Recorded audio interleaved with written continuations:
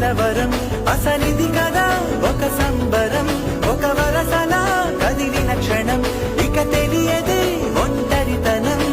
ఎన్నాళ్ళ దూరాలు కన్నోళ్ళిలా వస్తుంది